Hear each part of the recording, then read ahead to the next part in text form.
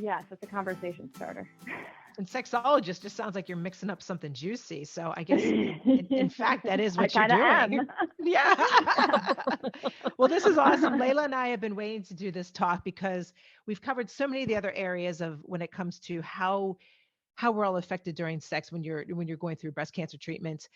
The emotional sides, the physical. How do you overcome challenges with your partner, and how do you talk about it? But I think we're going to go a little bit deeper on this subject and Yes. explore some other ways that we can help overcome some of these challenges.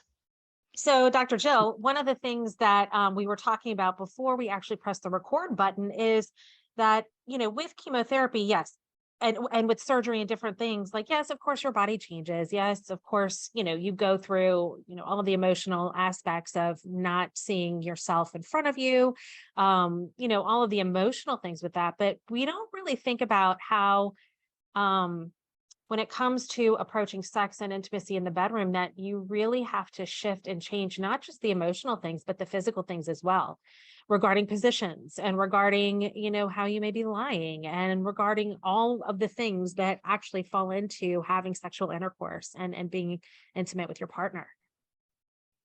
I'd love to dive more into desire and pleasure. Go ahead. Sorry. Yes. So both desire and pleasure, and sexuality for that matter, are connected to everything. And so there is the emotional component and the psychological component and the physical and now the relational with another person. And then we have societal messages and we have our upbringing and all these things are coming together and what we see on the media. And so all coming together, it can be very complicated. So when things aren't feeling good or what you're used to, right? Because things have changed and now maybe desire is being experienced differently or not at all, pleasure is being experienced differently or not at all.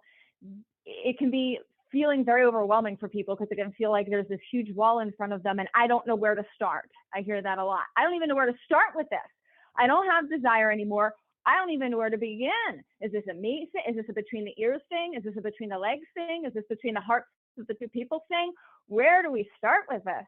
And it is complicated, right? So even just acknowledging that, but there's not going to be one quick answer. There's not going to be just a short response.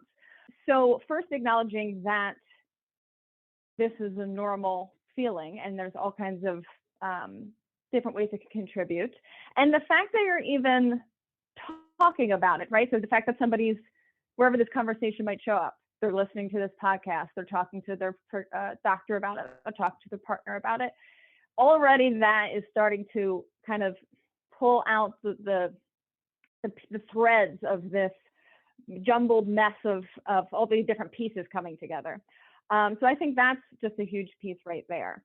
And then so we kind of talk about what are the physical components to what's getting in the way with desire and pleasure, and then the emotional and the relational. So you kind of take it through all those pieces.